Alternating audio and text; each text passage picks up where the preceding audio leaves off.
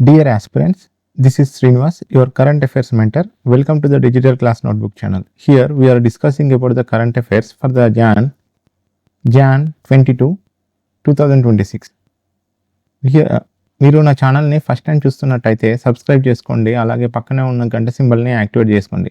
దాని ద్వారా నేను చేసే ప్రతి వీడియో మీకు నోటిఫికేషన్ రూపంలో మీకు వస్తుంది. Please subscribe my channel. Let's get in to the topics.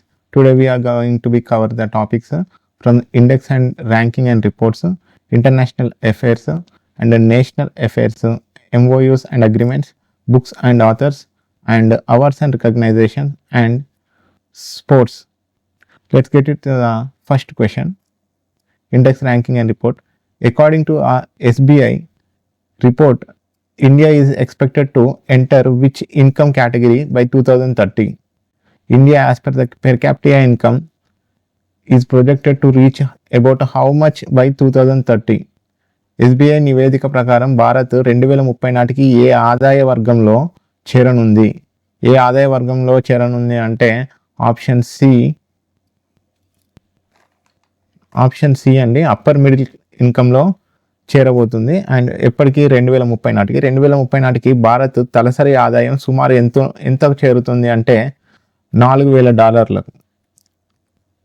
According to state bank of India report release చేసింది. ఆ రిపోర్టు 2030 నాటికి ఇండియా అప్పర్ మిడిల్ ఇన్కమ్ కంట్రీగా మారబోతుంది. ఇది వరల్డ్ బ్యాంక్ క్లాసిఫై చేస్తుంది ఏమని అంటే కంట్రీ ఏదైనా కంట్రీ దాని యొక్క పెర్ క్యాపిటా గ్రాస్ నేషనల్ ఇన్కమ్ని బేస్ చేసుకొని ఆ వరల్డ్ బ్యాంక్ అనేది ఏ కంట్రీ ఏ స్టేజ్లో ఉంది అనే దాన్ని అది అజ్యూమ్ చేసుకుంటుంది. దాన్ని క్లాసిఫైస్ అంటాం. And upper middle income countries అంటే ఎలా గుర్తుపెడతారంటే పెర్ క్యాపిటల్ ఇన్కమ్ 4,000 నుండి 4,500 వరకు ఉంటుంది. దాన్ని అప్పర్ మిడిల్ ఇన్కమ్ అంటారు, అప్పర్ మిడిల్ ఇన్కమ్ కంట్రీస్ అంటారు. And income is expected to reach 4,000 by 2030. India యొక్క ఇన్కమ్ 2030 నాటికి $4,000 చేరబోతుంది అని అంచనా వేస్తుంది. సో ఈ అంచనా వేయడానికి ముఖ్య కారణం ఏంటిదంటే జీడిపి గ్రోత్ స్ట్రాంగ్గా బిల్డ్ అవుతుంది, డిజిటలైజేషన్గా మారుతుంది. కంప్లీట్గా మనం డిజిటలైజేషన్గా మారుతున్నాం కదా. ఒకప్పుడు యూపీఐ లేదు, ఇప్పుడు మనం యూపీఐ ట్రాన్సాక్షన్ చేసాం, లిక్విడ్ క్యాష్ ఎక్కడ పే చేయట్లేదు. సో కంప్లీట్గా మనం ఇప్పటికి ఒక 10 years బ్యాక్కి ఇప్పటికీ మనం డిజిటలైజేషన్కి అలవాటు పడుతున్నాం. So that's one of the reason అని చెప్తున్నాం. ఇన్ఫ్రాస్ట్రక్చర్ డెవలప్మెంట్ కూడా చాలా వరకు మారింది, ఎకనామిక్ రిఫార్మ్స్ చాలా అభివృద్ధి చెందినాయి. సో ఇవన్నీ చూసుకుంటే 2030 కల్లా India will be going to be strong GDP growth ఉన్న కంట్రీ అవుతుందని వరల్డ్ బ్యాంక్ ఒక క్లాసిఫై అంటే ఒక అంచనా వేసుకుంది. సో 2030 నాటికి అయితే ఈ ఎస్బీఐ కూడా ఒక ప్రాజెక్ట్ చేసేది ఏంటంటే India will become the world's largest economy by 2028. అంటే 2020 నాటికి ప్రపంచంలోనే 3వ అతిపెద్ద ఆర్థిక వ్యవస్థగా ఇండియా ఎదుగుతుంది. ఫస్ట్ యుఎస్ఏ, తర్వాత చైనా, తర్వాత ఇండియా ఉంటుందని ఎస్బీఐ అంచనా. ఇది లాంగ్ రన్. ఇండియా ఏమేంటిది 2047 నాటికి ఇండియా హై ఇన్కమ్ కంట్రీగా గ్రో కావాలని ఈ ఇండియా ఏం. Okay, state bank of India నివేదిక ప్రకారం భారత్ 2030 నాటికి అప్పర్ మిడిల్ ఇన్కమ్ దేశంగా మారుతుంది. వరల్డ్ బ్యాంక్ దేశాలను తలసరి స్థూల జాతీయ ఆదాయం బట్టి ఆధారంగా వర్గీకరిస్తుంది, అంటే క్లాసిఫై చేస్తుంది. అంటే నేను చెప్పిన స్టేజ్ డెవలప్ ఏ కంట్రీ ఏ స్టేజ్లో ఉందని ఒక అంచనా వేస్తుందని దాన్ని క్లాసిఫైస్ కానీ ఈ వర్గీకరించడం అంటారు.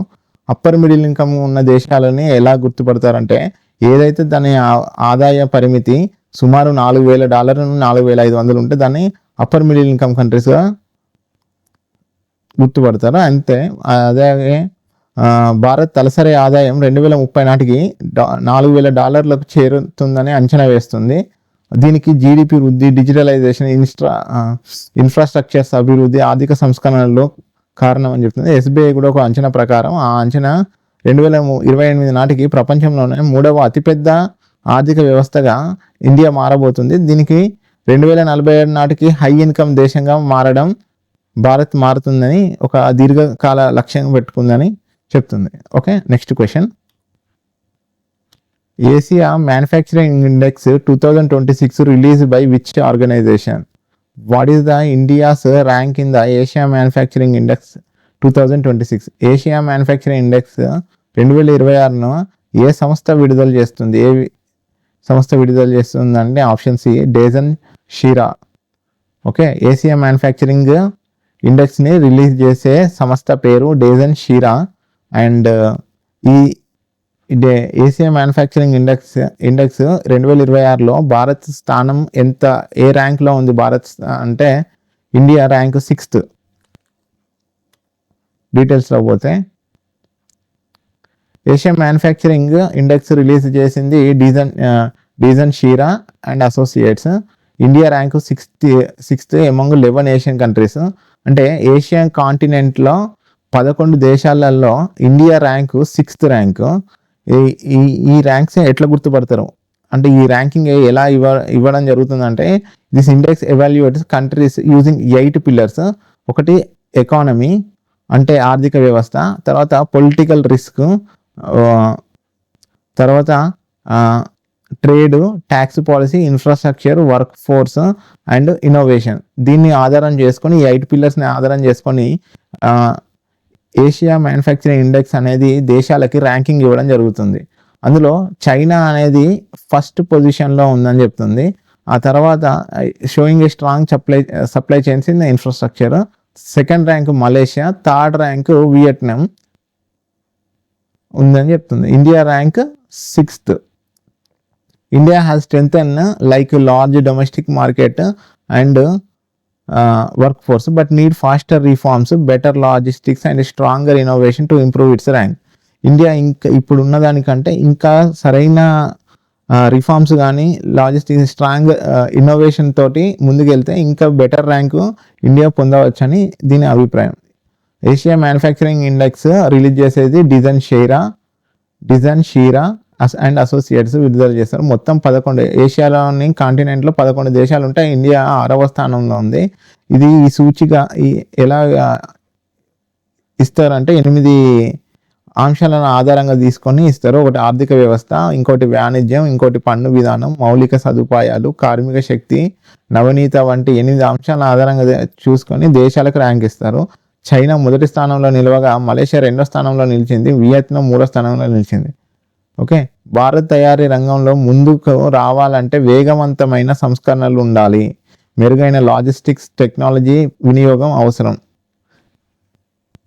Okay, next question. India ranked 16th in which global index released? ఈ ఇండెక్స్లోనేమో ఏషియా మ్యానుఫ్యాక్చరింగ్ ఇండెక్స్లోనేమో India rank 6th rank out of 11 Asian countries.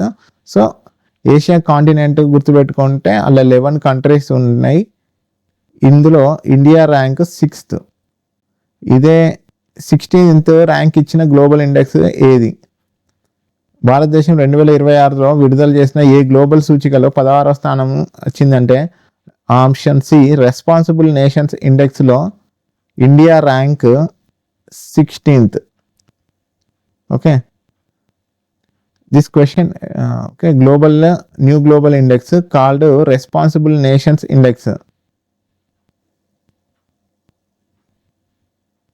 India ranked 16th out of 154 countries in the index. ఈ ఇండెక్స్ రిలీజ్ చేసేది world intellectual foundation వాళ్ళు release చేస్తారు. ఇది release చేసేది world intellectual foundation వాళ్ళు. దీన్ని ఏమని పిలుస్తామంటే ఏమని పేరుతోటి రిలీజ్ చేస్తుందంటే responsible nations index, also known as new global index అని పేరుతోటి ఇది రిలీజ్ చేస్తుంది. ఏది వరల్డ్ ఇంటెలెక్చువల్ ఫౌండేషన్ అనేది. ఇది it measures how responsibility a country uses its పవర్గా, అంటే ఈ not how to rich it is. The ranking based on 3 pillars. ఈ ర్యాంకింగ్ కూడా 3 పిల్లర్స్ మీద బేస్ చేసుకొని ఈ వరల్డ్ ఇంటెలెక్చువల్ ఫౌండేషన్ రిలీజ్ చేస్తుంది ఒక ఇండెక్స్ని. అది ఏంటి చూద్దాం.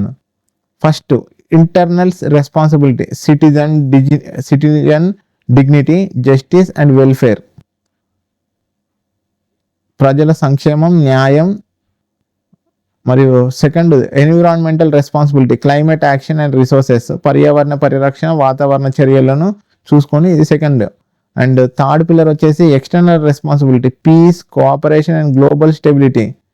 ఎక్స్టర్నల్ రెస్పాన్సిబిలిటీస్ వచ్చేసి అంతర్జాతీయ సహకారం, శాంతి. దాన్ని ఆధారం చేసుకొని ఈ 3 పిల్లర్స్ని ఆధారం చేసుకొని ఈ వరల్డ్ ఇంటెలెక్చువల్ ఫౌండేషన్ అనేది ఇండెక్స్ రిలీజ్ చేసింది. ఆ ఇండెక్స్లో ఇండియా ర్యాంకు 16వ rank. Okay, India rank shows its performs well even compared to the many richer countries. దీని పర్ఫార్మెన్స్ చాలా బెటర్గా ఉంది. ఇండియా కంటే పెద్ద దేశాలు ఉన్నాయి కదా, లైక్ యూఎస్ఏ అండ్ చైనా, వీటికంటే ఇండియా పర్ఫార్మెన్స్ చాలా బెటర్గా ఉందని చెప్తుంది. సరే, అసలు ఈ ర్యాంకులలో ఫస్ట్ ర్యాంక్ వచ్చేసి ఎవరికంటే సింగపూర్కి. దాని యొక్క స్కోరు 0.619452. ఈ స్కోర్ గురించి గుర్తు అవసరం లేదు, ఏ కంట్రీ గుర్తు పెట్టుకుందాం, ఇది important. First rank Singapore, second rank Switzerland, third rank Denmark, fourth rank cypress, fifth rank Sweden, 16th rank India. దాని యొక్క స్కోర్ గుర్తుపెట్టుకోండి, ఎందుకంటే ఇది 0.551513. అండ్ లాస్ట్ ర్యాంకు అని అడిగితే ఒకవేళ క్వశ్చన్ 154th ర్యాంక్ ఎవరికి వచ్చారంటే central African republic. And 153 rank Syria. మొత్తం 154 దేశాల్లో 154వ దేశంగా దాని యొక్క పర్ఫార్మెన్స్ అన్నిట్లో వీక్గా ఉందని చెప్పడానికి central African republic and Syria, ఈ లాస్ట్ 2 ఏమో లాస్ట్ ర్యాంక్స్లో ఉన్నాయి. ఇది కొత్త అంతర్జాతీయ సూచిక సంబంధించిన ప్రశ్న. రెస్పాన్సిబుల్ నేషన్స్ ఇండెక్స్లో భారత్ 154 దేశాల్లో 16వ స్థానం సంపాదించుకుంది. ఈ సూచిక వరల్డ్ ఇంటెలెక్చువల్ ఫౌండేషన్ విడుదల చేస్తుంది. ఈ దేశ సంపదపై కాదు, బాధ్యతయుక్త పాలనపై ర్యాంకింగ్ ఇస్తుంది. ఈ సూచికలో 3 ప్రధాన ప్రమాణాలు ఉన్నాయి. ఇంటర్నల్ రెస్పాన్సిబిలిటీ అంటే ప్రజల సంక్షేమం, న్యాయం. అండ్ రెండవది ఎన్విరాన్మెంటల్ రెస్పాన్సిబిలిటీ, పర్యావరణ పరిరక్షణ మరియు వాతావరణ చర్యలు. మూడవది ఎక్స్టర్నల్ రెస్పాన్సిబిలిటీస్, అంతర్జాతీయ సహకారం మరియు శాంతిని ఆధారం చేసుకుని, ఈ 3 అంశాలను ఆధారం చేసుకొని ఈ ఇండెక్స్ ర్యాంకింగ్ ఇస్తుంది.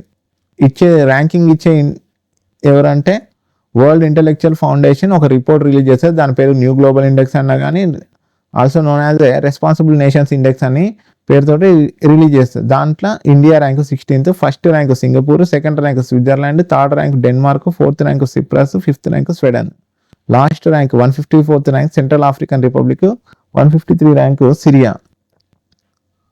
Next question. According to IMF, India GDP growth rate for the financial year 2025-26 has been revised to dash. And the IMF revised India's growth outlook in which report? IMF ప్రకారం 2025-26 ఆర్థిక సంవత్సరానికి Bharat GDP వృద్ధి అంచనా ఎంత India GDP growth rate ఎంత ఉంటుందండి 2025 financial year 2025-26కి 7.3% ఉండొచ్చు అని అంచనా వేసింది. అండ్ IMF భారత్ వృద్ధి అంచనా ఏ నివేదికలో సవరించింది అంటే వరల్డ్ ఎకానమిక్ అవుట్లుక్లో ఇది IMF అనేది సవరించింది. IMF ఆర్థిక 2025-26 సంవత్సరానికి భారత్ జీడిపి వృద్ధి రేటు అంచనా 7.3కి పెంచింది. ఇది గత అంచనాలతో పోలిస్తే 0.7% పెరుగుదల.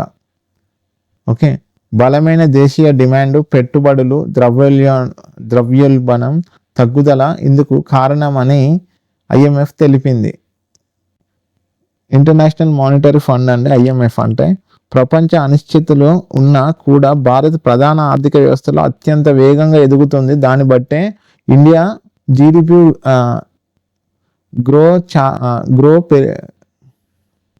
ఇండియా జీడిపి గ్రోత్ బాగుంటుందని అంచనా వేసి ఇది వరకు అంటే 0.7 పర్సెంటేజ్ పాయింట్స్ ఎక్కువ పెంచింది IMF. 2026 ప్రపంచ అనిశ్చితులు ఉన్నా కూడా భారత్ 2025-26-27లో వృద్ధి 6.4%కి కొంత తగ్గవచ్చని IMF అంచనా వేసింది. అయినప్పటికీ డిజిటల్ మౌలిక వసతులు, సంస్కరణలు, యువ జనాభా భారత్కు బలం. ప్రపంచ వృద్ధి 2026లో నిన్న చెప్పుకున్నాం కదా, గ్లోబల్ రిపోర్ట్లో ఐఎంఎఫ్ ఇచ్చింది, దాంట్లో 3.3% ఉన్నది. అందులో ఫస్ట్ యుఎస్ఏ ఉంటే సెకండ్ చైనా ఉంది, థర్డ్ ఏదో కంట్రీ ఉంది కదా, గుర్తు రావట్లేదులే. ఫస్ట్ అండ్ సెకండ్ మీకు గుర్తొస్తే కామెంట్లో పెట్టండి. ఓకే, 3.3%గా ఉండొచ్చని ఐఎంఎఫ్ తెలిపింది. కానీ ఏఐ ఆధారిత పెట్టుబడులు అధికమైతే ఆర్థిక ప్రమాదాలు ఉండవచ్చని హెచ్చరించింది. IMF managing director, international monetary fund managing director వచ్చేసి క్రిస్టాలినా జియార్జివా. ఇండియా స్టేటస్ ఐఎంఎఫ్ ఏమని చెప్తుందంటే fastest growing major economy. Okay, international monetary fund India GDP growth 7.3% for the financial year 2026. ఇది 7.3%. ఇది వరకు కంటే ఇప్పుడు 0.7% పాయింట్స్ పెంచి దాన్ని ఐఎంఎఫ్ ఒక రిపోర్ట్ రిలీజ్ చేసింది. దాన్ని ఇండియా జీడిపి గ్రోత్ రేటు 7.3% ఉంటుందని. And IMF upgrade due to the, ఇది ఎందుకు అప్గ్రేడ్ చేసింది అంటే ఈ 7 పాయింట్స్ని due to the strong domestic demand and steady investments and easing inflation, దాని ద్వారానే ఇది అప్గ్రేడ్ చేసింది ఇండియా యొక్క జీడిపిని ఇది వరకు కంటే. ఓకే, ఈవెన్తో global uncertainty continue in India, అంతర్జాతీయంగా అనిశ్చితులకు గురి అవుతున్నా కానీ ఇండియా తన రిమైన్స్ ఫాస్టెస్ట్ గ్రోయింగ్ మేజర్, అవేవి ఇండియా గ్రోయింగ్ ఎకానమీ మీద ఎటువంటి ఇంపాక్ట్ చూపించలేదు. సో ఇది ఒక కారణం కాబట్టి India GDP growth for the financial year 2026 పెరిగే ఛాన్స్ ఉందని, 7.3% వరకు పెరుగుతుందని ఇంకో 0.7% పాయింట్స్ యాడ్ చేసి చెప్పింది. Okay, for the financial year 2026-27 growth may moderate. ఈ 2026-27 ఫినాన్షియల్ ఇయర్ గ్రోత్ కొంచెం తగ్గొచ్చు, అప్పుడు 6.4% ఉంటుంది, బట్ ఫండమెంటల్ రిమైన్స్ స్ట్రాంగ్స్ అని చెప్పింది. ఇండియా హైలైటెడ్ ఇన్ డిజిటల్ ఇన్ఫ్రాస్ట్రక్చర్లో, స్ట్రక్చరల్ రిఫార్మ్స్ అండ్ డెమోగ్రఫిక్ అడ్వాంటేజ్లో ఇండియా హైలైట్ ఉంది, పర్ఫార్మెన్స్ బెస్ట్గా ఉంది అని చెప్తుంది. On the global front IMF projected world growth, నిన్న చెప్పుకున్నాం కదా, world growth 3.3% supported by the technology and AI investment. And IMF warned that AI led growth, ఇప్పుడు ఏఐ టెక్నాలజీ మీదనే పెట్టుబడులు ఎక్కువ అయితే అది ఎటువంటి ఫైనాన్షియల్ రిస్క్స్ అయినా కారణం కావచ్చని, సో దాంతో జాగ్రత్తగా అని చెప్తుంది. Okay, next question. China's population, international అఫేర్స్లో China's population declined for the 4th consecutive year in which year? How many babies were born in China during 2025? China జనాభా వరుసగా 4వ ఏడాది తగ్గిన సంవత్సరం ఏది? ఆర్థిక గణాంకాల ప్రకారం 2025లో చైనా ఎంతమంది శిశువులు జన్మించారు? వరుసగా 4వ సంవత్సరం తగ్గిన జనాభా, వరుసగా 4వ సంవత్సరం తగ్గిన సంవత్సరం ఏది అంటే 2025. ఆర్థిక గణాంకాల ప్రకారం అంటే China during 2000 according to the official data, how many babies were born? 7.92 million babies were born. Okay, look here. China population declined for the 4th consecutive year in 2000. గత 4 సంవత్సరాలుగా పాపులేషన్ అనేది డిక్లైన్ అవుతూ వస్తుంది. అండ్ రీసెంట్గా కూడా 4th year కూడా అంటే 2025లో కూడా డిక్లైన్ అయింది. ఇక్కడ చూడండి,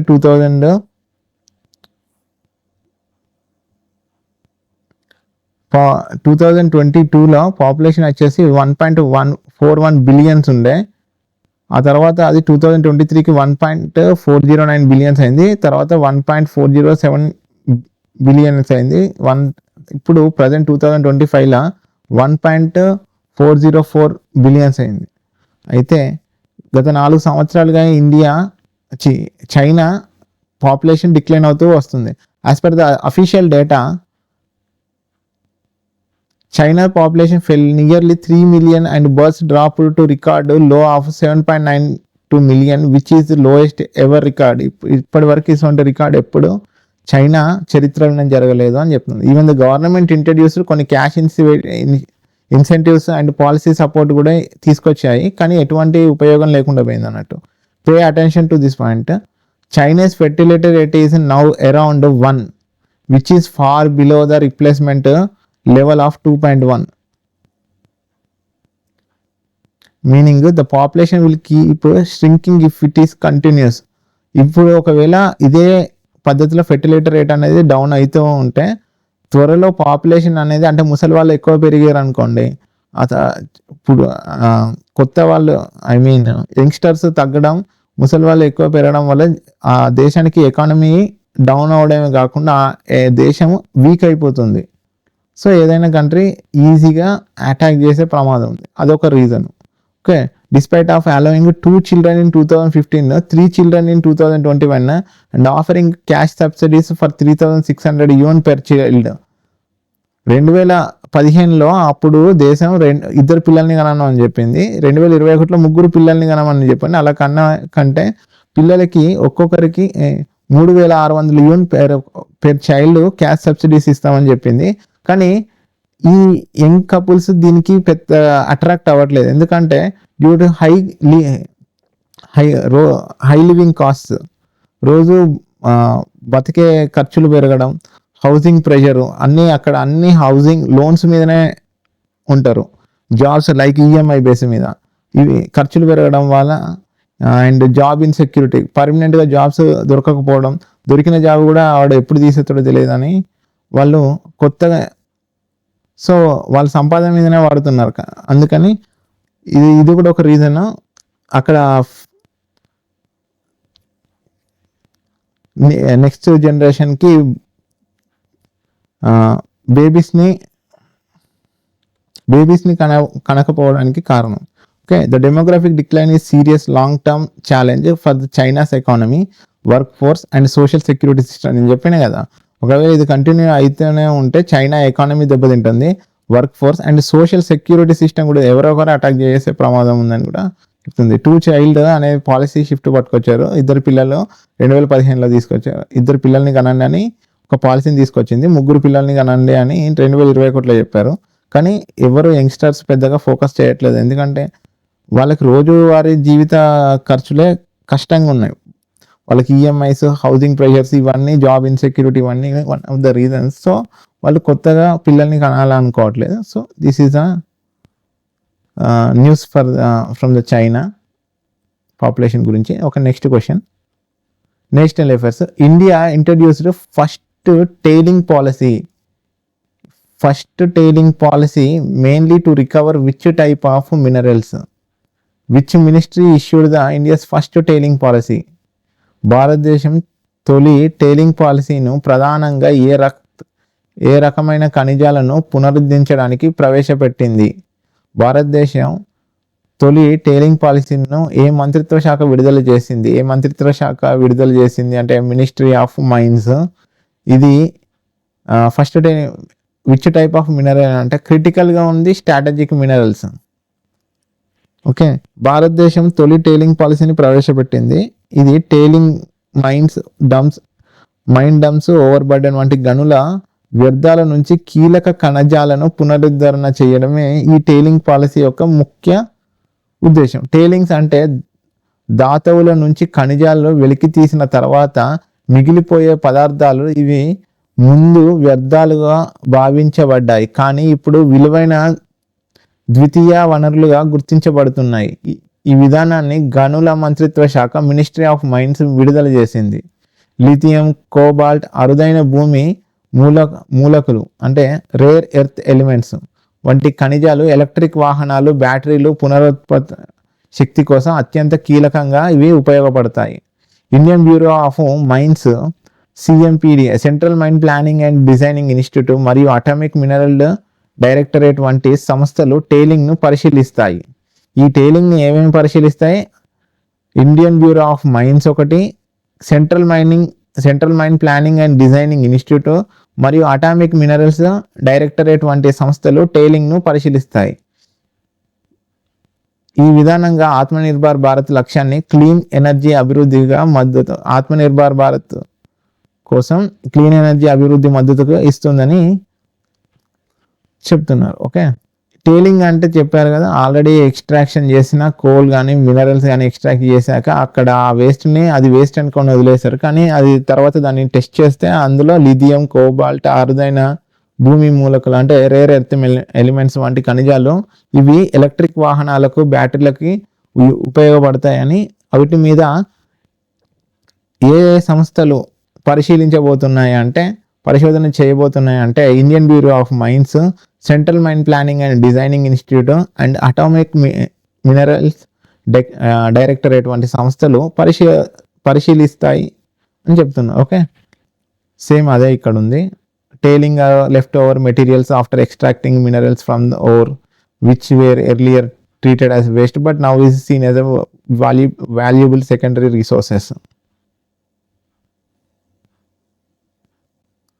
ఓకే, ఈ పాలసీని ఇష్యూ చేసింది ఎవరు అంటే ministry of mines to reduce the import dependence of the domestic supply chains. ఈ వాళ్ళు ఫోకస్ చేసే మినరల్స్ ఏంటి అంటే ఒకటి like lithium, cobalt and rare earth elements which are essentially used in electric vehicles, batteries and renewable energy. Agencies such as Indian Bureau of Mines, Central Mine Planning and Design Institute and Atomic Minerals Director analyzes the tailings to extract these minerals. ఇదంతా ఒక policy support Atmanirbhar భారత్లో ఇది ఒక భాగంగా కానుంది అని చెప్తున్నారు. Okay, next question. UAE president Sheikh Mohammed bin Zayed visits India resulted in agreements across which of the following sectors? The letter of intent LOI on space cooperation was signed between India's InSpace and which UAE body? Which UAE body అంటే UAE United Arab Emirates space agency తోటి Indian space ఒక sign agreement కుదుర్చుకుంది. And UAE అధ్యక్షుడు Sheikh Mohammed bin Zayed Bharat పర్యటనలో ఏ రంగంలో ఒప్పందాలు కుదిరాయి అంటే డిఫెన్స్లో, స్పేస్ ఎనర్జీలో, డిపి వరల్డ్, ట్రేడ్, టెక్నాలజీ, న్యూక్లియర్లో, G42కు సంబంధించింది, investment, food security and ADNOC, Abu Dhabi national oil Company. ఇందులో ఆల్ ఆఫ్ ది అబో ఇవి మీదున్న 3 ఆప్షన్స్ తోటి సైన్ అగ్రిమెంట్స్ ఓకే అయ్యాయి. Okay, agreements across the following sectors okay అయ్యాయి. ఓకే, డీటెయిల్స్ అవుతాయి. UAE president Sheikh Mohammed bin Zayed visited India in January 2026 for the taking India and UAE relations to the next level అంటే బెటర్గా ఇప్పటికి ఉన్న దానికంటే ఇంకా మంచిగా రిలేషన్స్ మెయింటైన్ చేయాలని ఈ 2 దేశాలు భావిస్తున్నాయి. ఈ విజిట్ జరిగినప్పుడు multiple MOUs, letters of intent and strategic announcements wear made across the investment and defence, space energy, AI and కల్చర్లో ఈ మల్టిపుల్ ఇన్వెస్ట్మెంట్స్ పెట్టబోతుంది యుఏఈ. ఈ యుఏఈ పార్ట్నర్డ్ అయింది ఎవరితో అంటే గుజరాత్ గవర్నమెంట్లోని గుజరాత్లోని ధోలేరా ఒక స్పెషల్ ఇన్వెస్ట్మెంట్ రీజియన్గా చేయాలని అక్కడ గుజరాత్ గవర్నమెంట్ భావిస్తుంది. వాళ్ళతోటి యుఏఈ ప్రభుత్వం MOU కుదుర్చుకొని ఏమైనా డెవలప్ చేయబోతుంది అంటే పోర్ట్స్, ఎయిర్పోర్ట్స్, ఎనర్జీ ఇన్ఫ్రాస్ట్రక్చర్ వంటి అక్కడ డెవలప్ చేయబోతుంది గుజరాత్ గవర్నమెంట్ యుఏఈతో కలిసి. స్పేస్ సెక్టర్లో India space and UAE space agency, ఇక్కడ Indian space agency and US space agency agreed jointly to develop space infrastructure కమర్షియలైజేషన్ని డెవలప్ చేయాలనుకుంటున్నారు. అంటే యుఎస్ మధ్య అంతరిక్ష మౌలిక సదుపాయాల అభివృద్ధికి ఒప్పందం జరిగింది అంట. Defence cooperation was upgraded through strategic defence partnership framework. Defence కోఆపరేషన్లో కూడా డిఫెన్స్లో కూడా వాళ్ళు అప్గ్రేడేషన్ తీసుకురాబోతున్నారు, స్ట్రాటజిక్ డిఫెన్స్ పార్ట్నర్షిప్ ఫ్రేమ్వర్క్ అని. కవరింగ్ ఇవి దేని కవర్ చేస్తారంటే సైబర్ సెక్యూరిటీ అండ్ కౌంటర్ టెర్రరిజంని ఇవి కవర్ చేయబోతున్నాయి. Okay, and energy cooperation expanded with HPCL energy cooperation expanded with HPCL అంటే Hindustan petroleum corporation Limited signing a 10-year LNG deal. LNG అంటే liquefied natural gas deal with Abu Dhabi national oil company and gas తోటి ఇక్కడ ఉన్న HPCL company signing 10-year agreement చేసుకుంది. Okay, AI cooperation includes setting super computing cluster in India under AI India mission కింద super computing cluster అని కూడా 2 దేశాలు develop చేయబోతున్నాయి. 2 దేశాలు కలిసి both countries aim to double the bilateral trade to 200 billion by 2032. 2032 నాటికి ఈ 2 దేశాలు కలిపి 200 బిలియన్ల అగ్రిమెంట్ బైలాటరల్ ట్రేడ్ అగ్రిమెంట్ జరగాలని కోరుకుంటున్నాయి. దీనివల్ల MSMEs and digital trade corridors బలపరుతాయి. ఓకే, 2026లో యుఏఈ అధ్యక్షతన షేక్ మొహమ్మద్ బిన్ జయద్ భారత్ను సందర్శించారు. ఆయన పర్యటనతో యుఏఈ వ్యూహాత్మక భాగస్వామ్యం మరింత బలపడింది. పెట్టుబడులు, రక్షణ, అంతరిక్షం, శక్తి, ఏఐ, వాణిజ్యం వంటి రంగాల్లో ఎంఓయూలు అండ్ LOL letters of intent. LOL అంటే లెటర్ ఆఫ్ ఇంటెంట్ అంటే ఇది ఒక ఫార్మల్ రిటర్న్ డాక్యుమెంట్, అంటే అగ్రిమెంట్ కాలేదు, ఒక ఫార్మల్ రిటర్న్ డాక్యుమెంట్ అంతే. ఓకే, లీగల్గా బైండింగ్ కాలేదు ఇంకా, దాన్ని ఎల్ఓఎల్ అంటారు. ఒకవేళ లీగల్గా బైండింగ్ అయితే దాన్ని అగ్రిమెంట్ అంటారు. ఓకే, లీగల్గా బైండింగ్ అయితే అది అగ్రిమెంట్, లీగల్గా బైండింగ్ కాకపోతే లెటర్ ఆఫ్ ఇంటెంట్. వాళ్ళు సీరియస్గా ఉన్నారు ఈ అంశాల మీద, వాళ్ళు కలిసి పనిచేయడానికి అని అర్థం. గుజరాత్లోని ధొలేరాలో ప్రత్యేక పెట్టుబడి ప్రాంత అభివృద్ధిగా యుఏఈ భాగస్వామ్యం అయింది. Okay, in space UAE agency, in space and అంటే Indian space and united Arab Emirates space agency మధ్య అంతరిక్ష మౌలిక సదుపాయాలు అభివృద్ధికి ఒప్పందం జరిగింది. రక్షణ రంగంలో స్ట్రాటజిక్ డిఫెన్స్ పార్ట్నర్షిప్ ఫ్రేమ్వర్క్ ఏర్పాటు చేశారు. Hindustan petroleum corporation limited Abu Dhabi national oil company gas మధ్య 10 ఏళ్ల లిక్విఫైడ్ న్యాచురల్ గ్యాస్ ఒప్పందం కుదిరింది.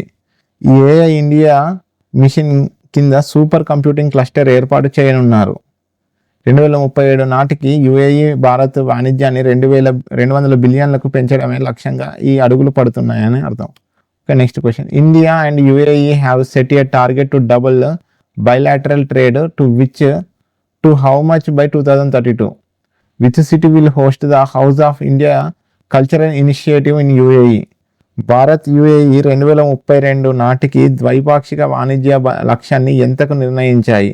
200 బిలియన్. ఇక్కడ చెప్పుకున్నాం కదా, 2032 నాటికి యుఏఈ వాణిజ్యాన్ని 200 బిలియన్లకు చేరాలని కోరుకుంటున్నాయని. Okay, UAE house of India సాంస్కృతిక కేంద్రం ఏ నగరంలో ఏర్పాటు చేయనున్నారు? అబుదాబిలో. Cultural initiative of house of India అని పేరుతోటి అబుదాబిలో ఏర్పాటు చేయబోతున్నారు. India and united Arab emirates decided double the bilateral trade to 200 billion by 2032. It's a strong strategic partnership showing a strong partnership.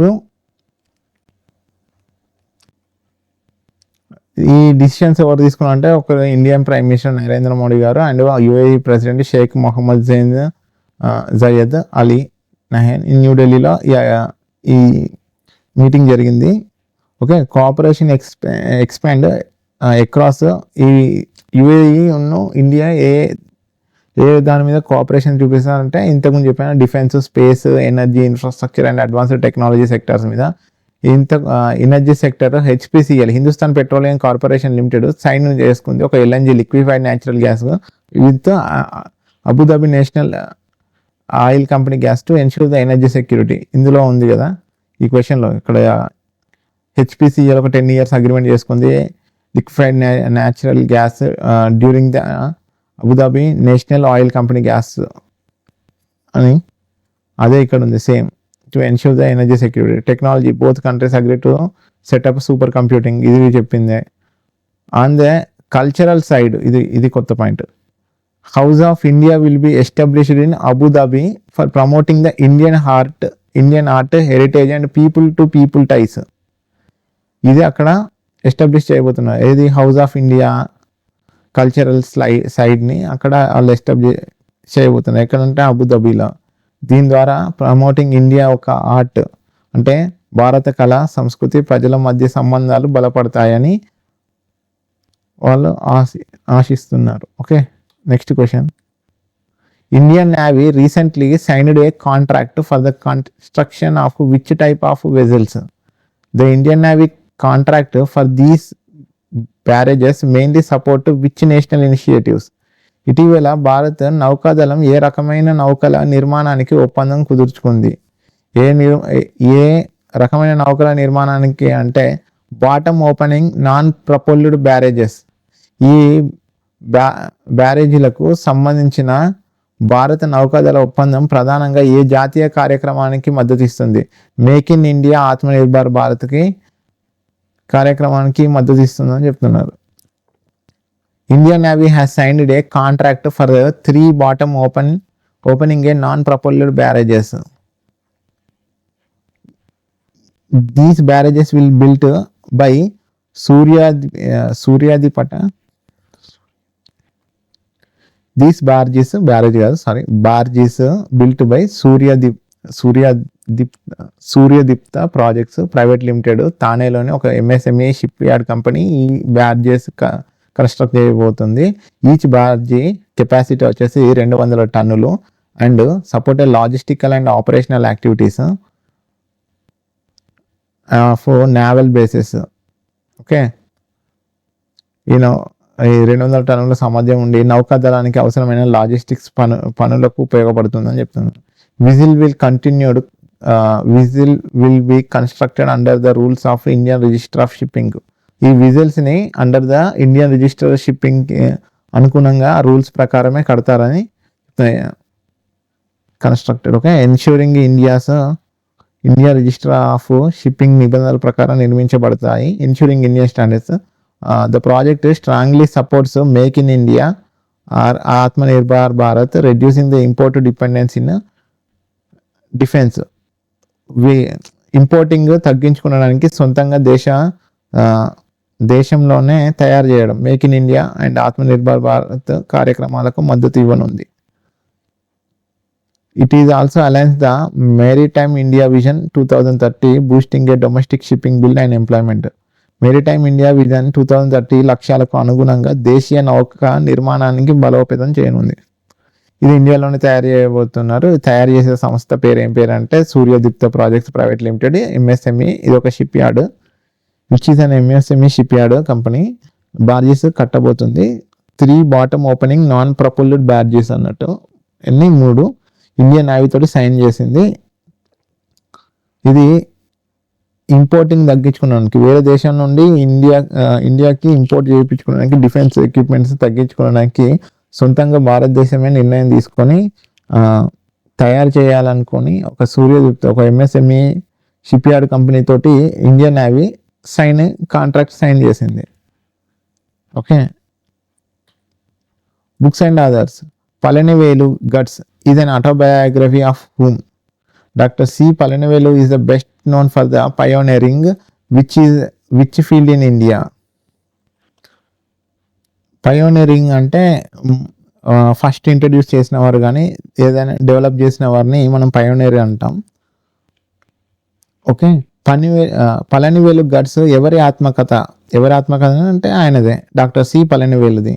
Doctor Palanivelu భారత్లో ఏ రంగంలో పయోనీర్గా ప్రసిద్ధి చెందాలంటే లాప్రోస్కోపిక్ అండ్ రోబోటిక్ సర్జరీలో ఆయనే సుప్రసిద్ధుడు అన్నట్టు. పయోనీర్గా ఆయననే మొదటి లేదా ఇంట్రడ్యూస్ చేసింది లేదా డెవలప్ చేసింది ఈయన బుక్కే. ఈయన పేరు మీద ఆత్మకథగా రాసుకున్న బుక్. ఈ బుక్ని పళనివేలు గట్స్ రాశారు. టైప్ వచ్చేసి ఆటోబయోగ్రఫీ. ఈ ఆథర్ వచ్చేసి ఆయననే సొంతంగా రాసుకున్న ఆత్మకథ అని. So doctor C Palanivelu. Hindi ఎడిషన్ని రిలీజ్ చేసింది మాత్రం vice president of India.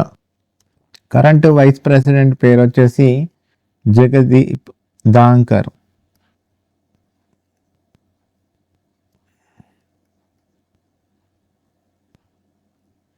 Jagdeep ధాంకర్ ఇది వైస్ ప్రెసిడెంట్ ఆఫ్ ఇండియా.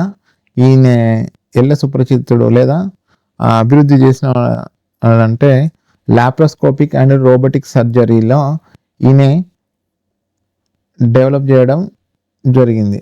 ఇది ఫస్ట్ లాప్రోస్కోపిక్ సెంటర్ కోయంబత్తూర్లో 1991లో స్టార్ట్ చేయడం జరిగింది. ఓకే, లాప్రోస్కోపిక్ సెంటర్ని సౌత్ ఇండియాలోని కోయంబత్తూర్లో 1991లో స్టార్ట్ చేయడం. ఈయన యొక్క బుక్లో ఉండే థీమ్స్ ఏంటి అంటే courage, ethics, innovation, service, respect for gurus. Theme వచ్చేసి బుక్లో ఉన్న థీమ్స్ ఏంటి అంటే courage, ethics, innovation, service, respect for gurus. Book ఎవరిదంటే 15,000. ఆయన ఆటోబయోగ్రఫీ ఆయననే రాసుకున్నారు. రిలీజ్ చేసిన వారు హిందీ ఎడిషన్లో vice president Jagdeep Dhankhar garu. And ఈయన ఏ ఫీల్డ్లో సుప్రసిద్ధుడు లేదా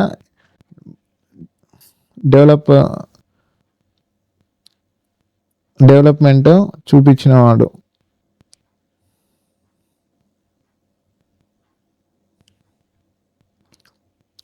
లేదా ఇంట్రడ్యూస్ చేసిన వ్యక్తి.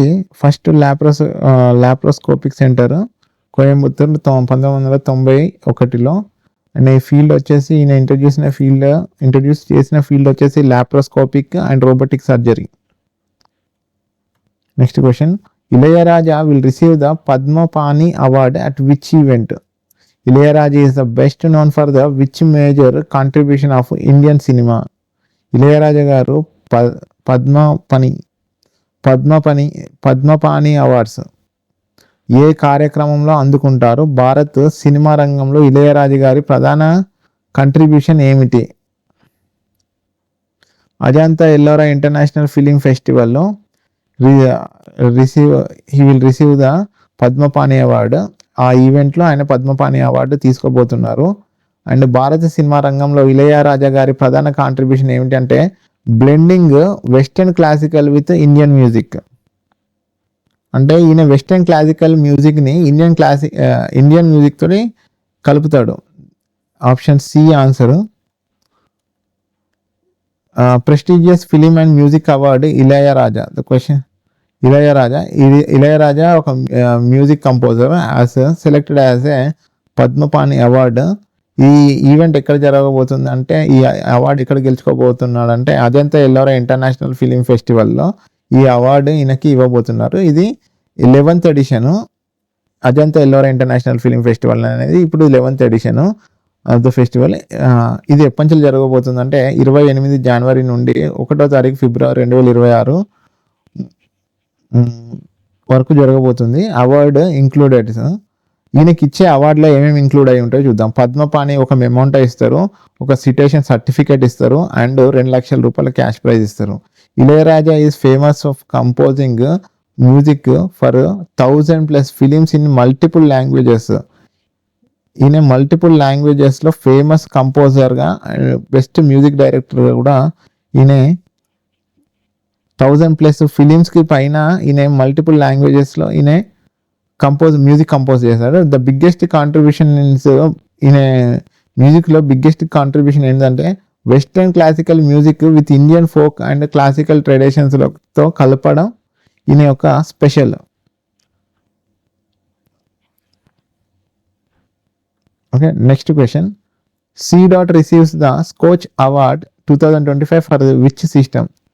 Cell broadcast alerts were better than the SMS because they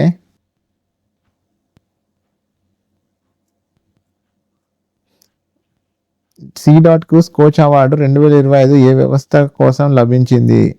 cell broadcast disaster alert system కొరకు cell broadcast disaster alert system ద్వారా స్కోచ్ అవార్డు లభించింది. విచ్ సిస్టమ్ అంటే and reach all mobiles instantly even during network congestion.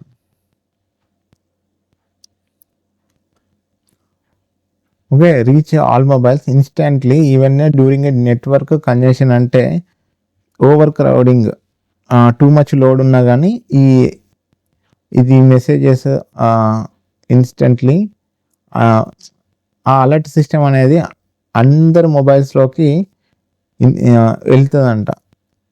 Even the network over క్రౌడింగ్గా ఉన్నా బిజీగా ఉన్నా కానీ ఇది ఏమో ఆగిపోకుండా ఈజీగా ఎస్ఎంఎస్ కంటే బెటర్ దెన్ ఎస్ఎంఎస్ కొన్నిసార్లు లేట్ వస్తుంది కదా, అలాంటిది ఏం రాకుండా అలర్ట్ అనేది చాలా ఫాస్ట్గా వస్తుందని చెప్తున్నారు. Okay, C.DOT stands for the central development telematics. ఈ దీన్ని research telecom research and development organisation under its works under the department of telecommunications, government of India. C.DOT అంటే centre for the development of telematics Skoch అవార్డ్ని 2025లో cell broadcasting solutions at 104th Skoch సమ్మిట్లో award తీసుకుంది. 104వ స్కాచ్ సమ్మిట్లో C.DOT won the Scotch Award 2025 for its cell broadcast solution. Is a disaster and emergency alert system that sends instant warning messages to all mobile phones, a specific geographic area. Cell broadcasting solutions అనేది విపత్తులు మరియు అత్యవసర పరిస్థితుల సమయంలో ఒక ప్రాంతంలో ఉన్న అన్ని మొబైల్ ఫోన్లకు వెంటనే అలర్ట్ పంపే వ్యవస్థ. Unlike SMS short message service, cell broadcast messages do not fail during a network congestion, which is common during disasters. తో పోలిస్తే సెల్ బ్రాడ్కాస్ట్ మెసేజ్లు నెట్వర్క్ బిజీగా ఉన్నప్పటికీ పనిచేస్తాయి. Okay, this system integrates alerts from agencies like IMD India meteorological department, cyclones and weather, CWC central water commission అనేది వరదలు చూసుకుని అంటే floods, Indian national centres for the ocean information services సునామీలను చూస్తుంది. And director general of resilience engineering అంటే land స్లైడ్స్కి సంబంధించింది. FSI అంటే forest survey of India forest fires survey అడవిలో మంటలు అంటుకుంటే అవి వ్యాపించకుండా కాపాడుతుంది, దాన్ని ఫారెస్ట్ సర్వే అంటారు. Alerts are approved by state disaster management authority and national disaster management authority before being broadcast all by the mobile operators.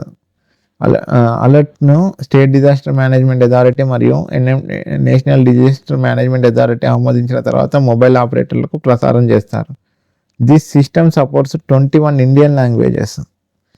ఇది fully alliance and Atmanirbhar Bharat and UNEWE early warning for all initiative కింద ఈ Skoch award C.DOT తీసుకుంది. And development organisation ఇది develop చేసింది Skoch award దేంతో అంటే cell broadcasting సొల్యూషన్స్లో. Cell broadcasting solution అనేది ఇది disaster and emergency alert system. ఏదైనా విపత్తులు మరియు అత్యవసర పరిస్థితుల్లో సమయంలో ఒక ప్రాంతంలో ఉన్న అన్ని మొబైల్ ఫోన్లకు వెంటనే అలర్ట్ పంపే వ్యవస్థ అన్నట్టు cell broadcasting solution. Okay, next question. BCCI signed 270 crore sponsorship deal with which company head of IPL 2026 ముందు BCCI 270 కోట్ల స్పాన్సర్షిప్ ఒప్పందాన్ని ఏ కంపెనీతో చేసుకుంది అంటే option C Google Gemini. And the Gemini BCCI sponsorship deal is for how many years? 3 సంవత్సరాల వరకు ఈ sponsorship ఒప్పందం ఉంటుందని చెప్పారు. ఓకే, BCCI అంటే board of control for cricket in India. ఇది ఒక government body for cricket in India. BCCI 270 కోట్ల స్పాన్సర్షిప్ డీల్ విత్ జెమినీ అనే artificial intelligence platform developed by Google. Artificial intelligence Gemini తోటి స్పాన్సర్షిప్ డీల్ తీసుకుంది. JEI అనే Gemini అనేది which is an artificial intelligence platform developed by the Google. ఇది sponsorship start from IPL 2026 season and is valid for 3 years covering multiple IPL editions. ఈ ఒప్పందం IPL 2026 నుంచి ప్రారంభమై 3 సంవత్సరాల పాటు కొనసాగుతుందని చెప్పాడు.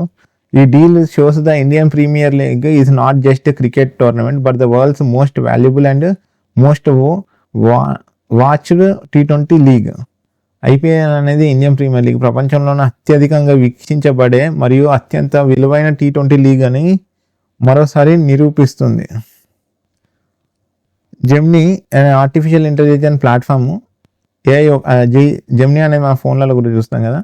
AI platform highlights the growing role of technology and AI companies in India supports in India sports sponsorships.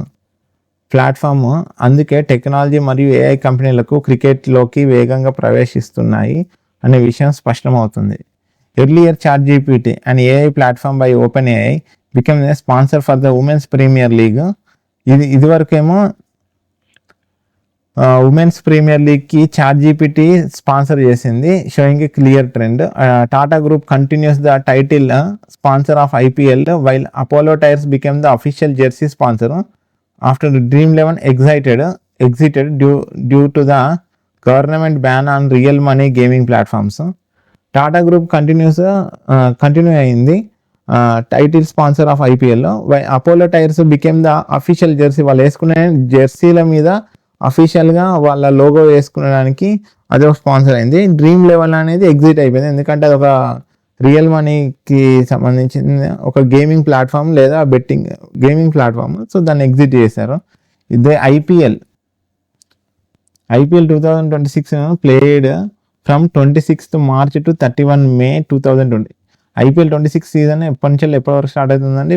26 March నుండి 31 May వరకు ఆడుతారు. This sponsorship ensures strong financial stability for the league అని చెప్తుంది. BCCI సింపుల్గా చెప్పాలంటే 270 కోట్లతో స్పాన్సర్షిప్ AI ప్లాట్ఫామ్కి చెందిన Gemini తోటి ఒప్పందం కుదుర్చుకుంది. ఈ ఒప్పందము 2026 IPL నుంచి ప్రారంభమై 3 సంవత్సరాల పాటు కొనసాగుతుందని చెప్పింది. ఈ IPL ఇండియన్ ప్రీమియర్ లీగ్ ప్రపంచంలోనే అత్యధికంగా వీక్షించే మరియు అత్యంత విలువైన T20 లీగ్ను మరోసారి నిరూపిస్తుంది. జెమినీ AI ప్లాట్ఫామ్ అందుకే టెక్నాలజీ మరియు AI కంపెనీలో క్రికెటర్కి వేగంగా ప్రవేశిస్తున్నాయి అనే విషయం స్పష్టమవుతుంది.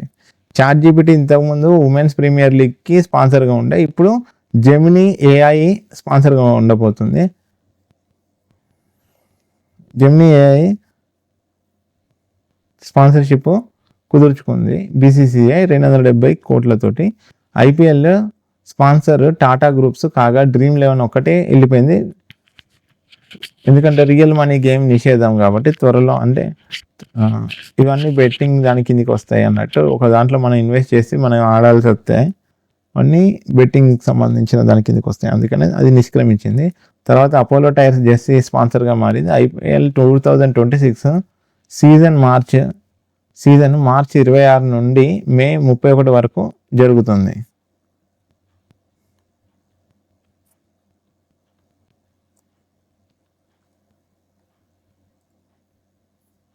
Okay, next question. I think this is the last slide. Okay, ఇది ఇవాల్టి కరెంట్ అఫైర్స్. నా ఎక్స్ప్లెనేషన్ మీకు నచ్చినట్టయితే లైక్ చేయండి, షేర్ చేయండి, సబ్స్క్రైబ్ చేసుకోండి. Okay, have a nice day. Good bye, sign of.